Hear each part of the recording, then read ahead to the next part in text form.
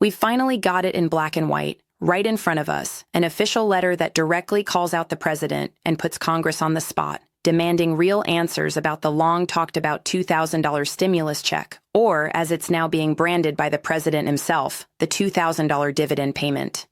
And let me be very clear from the very beginning, this isn't just another rumor floating around online or another clickbait headline designed to get people worked up. This is a direct challenge to lawmakers, written on behalf of hundreds of thousands of people who are tired of hearing promises and want to see action.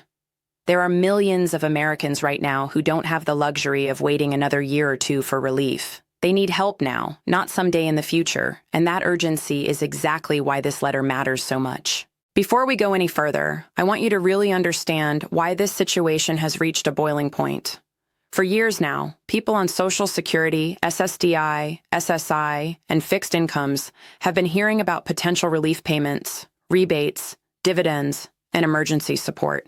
Every time the idea gets floated, hope goes up. People start thinking about catching up on rent, paying overdue utility bills, fixing a car, buying groceries without having to check the bank balance 3 times. And then, just as quickly, that hope disappears when nothing actually happens. No vote, no bill, no timeline, just silence. That emotional roller coaster is exhausting, and that's why so many people are fed up right now. This letter didn't come out of nowhere. It was drafted by someone who has spent years covering benefit updates and financial relief for low-income Americans, seniors, and people with disabilities. Someone who hears the same questions day after day, week after week. When is the money coming? Am I eligible? Is this real? Or just another empty promise?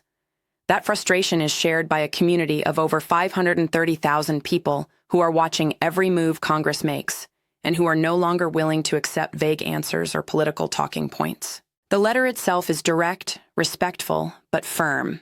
It addresses the Honorable United States Congress and makes it clear that it represents seniors, people with disabilities, and beneficiaries of Social Security, SSDI, and SSI. It acknowledges what everyone already knows, but what lawmakers often seem to ignore, that the last several years have been extraordinarily difficult for the lowest-income Americans. Inflation has crushed buying power. Housing costs have exploded. Food prices have surged. Medical expenses keep climbing. And fixed incomes simply have not kept up. For many people, there is no cushion left.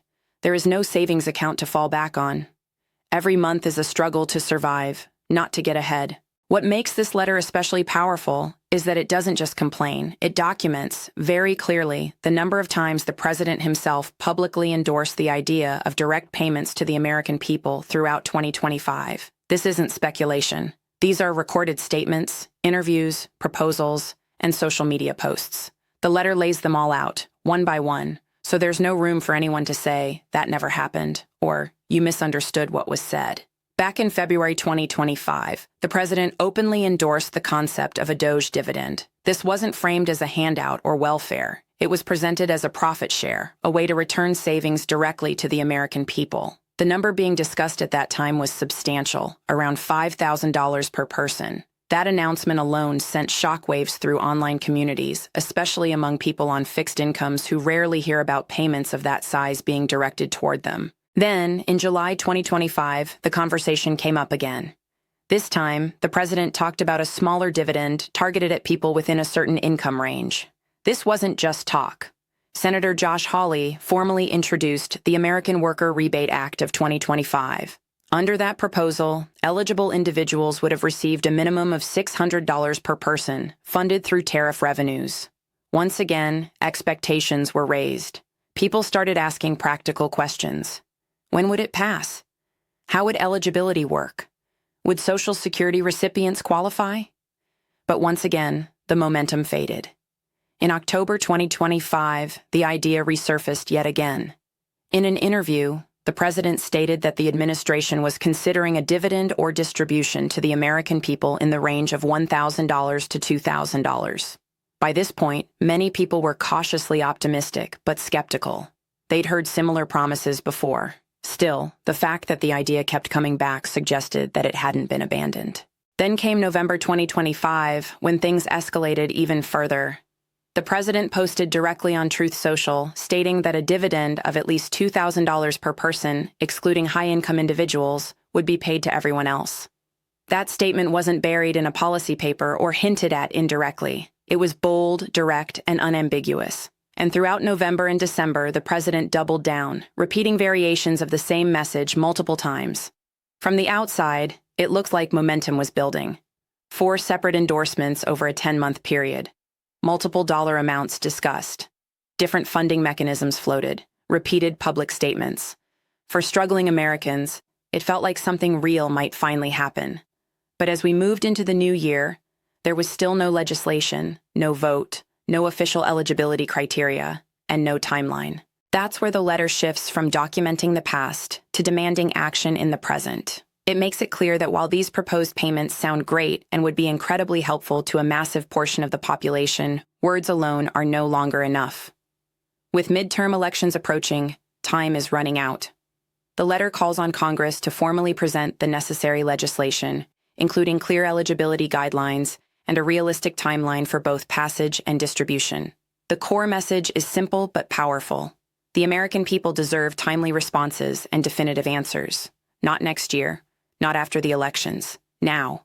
And to make that demand impossible to ignore, the letter lays out 5 specific questions that lawmakers are being asked to answer publicly. The first question cuts straight to the heart of the issue. When will this money realistically be distributed? Not hypothetically, not sometime in the future, but a realistic timeline that people can plan around. For someone choosing between paying rent and buying medication, timing matters. The second question addresses eligibility. What is the income threshold to qualify?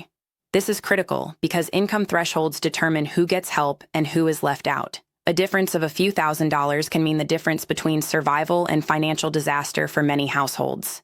The third question focuses on the amount. What is a realistic dollar figure that people can actually expect to receive?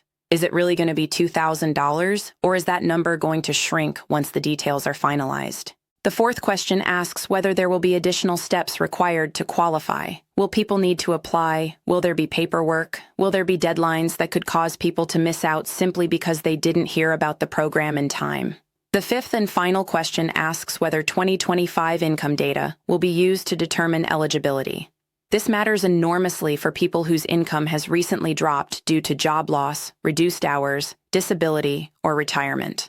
After laying out these questions, the letter ends by thanking lawmakers and expressing an expectation of prompt, public responses. It's polite, but the underlying message is unmistakable. People are watching, and they're not going to forget. Now, there's an important clarification that needs to be repeated because it's one of the most misunderstood aspects of this entire discussion. When it comes to the distribution of this proposed $2,000 payment, the determining factor is income, not employment status, not whether you file a tax return, not whether you have earned income. Income is income, regardless of where it comes from. That means Social Security counts, disability benefits count, fixed income counts. If your total income is below the threshold, that's what matters. This is why this proposal has such broad implications. Social Security retirees would be included if their income falls below the threshold. SSDI recipients would be included based on income.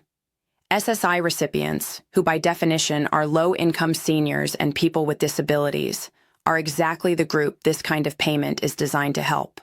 Low-income workers, part-time workers, single parents, people juggling multiple jobs just to stay afloat would also be included if their income qualifies. Veterans on fixed incomes would not be excluded. Unemployed and underemployed Americans would likely fall under the threshold as well. When you step back and look at the bigger picture, it becomes clear why this issue has gained so much attention. Roughly 80% of the population is struggling financially right now. That's not an exaggeration. That's reflected in surveys, credit card debt levels, delinquency rates, and personal stories from people across the country.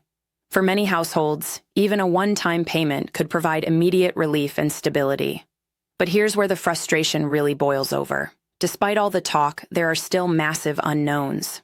Back in early November, Treasury Secretary Scott Bessent made a vague comment suggesting an income threshold of less than $100,000. That number is incredibly broad. It would include a huge portion of the population. Many people believe that if a payment like this were to move forward, the threshold would likely be much lower. But no one knows for sure because no one in power has been willing to commit to a clear answer. Then there's the question of the dollar amount itself. The number $2,000 keeps getting repeated, but people remember what happened before. Back in 2021, Americans were promised $2,000 checks, only to receive $400 instead. That memory hasn't faded. People are understandably skeptical. They want to know if history is about to repeat itself. When you ask about the likelihood of this payment actually happening, the answers depend entirely on who you listen to. Some voices within the administration insist that something is coming, that it's just a matter of time. Others in Congress flatly reject the idea, arguing that the country can't afford it and that the focus should be on paying down the national debt instead. But here's what makes this debate so interesting. When you look at public opinion, the picture becomes very clear. When people are asked whether they'd rather prioritize paying down the national debt or receive a $2,000 payment, the overwhelming majority choose the payment. For most households, abstract discussions about debt reduction don't outweigh the immediate reality of unpaid bills and empty refrigerators. This leads to a very important question.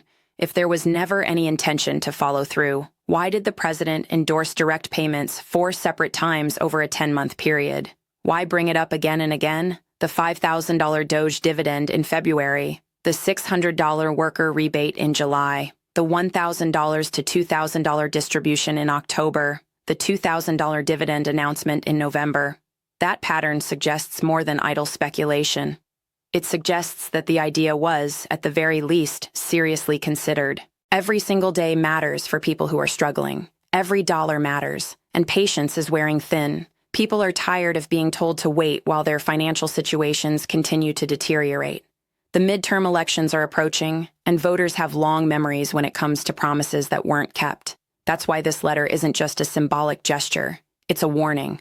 Lawmakers are being reminded that people are paying attention. They remember what was said in 2025. They remember the promises, and they're not going to forget them when it's time to vote. The conversation doesn't end here. The public is being invited to engage, to suggest additional questions, to voice concerns, and to keep the pressure on. People are being asked what they think the realistic income threshold will be, whether they believe this payment will actually happen, and whether they expect another last-minute reduction like in the past. This is a pivotal moment. The next few months could determine whether these promises turn into real relief or fade into another chapter of political disappointment. One thing is certain. The demand for clarity isn't going away. People want answers. They deserve answers. And until those answers come, the pressure will continue to build. Stay alert. Stay informed. Share this message. The more people who are paying attention, the harder it becomes for lawmakers to ignore these questions. This year is going to be intense, unpredictable, and full of major developments. Buckle up, because things are moving fast, and the stakes have never been higher.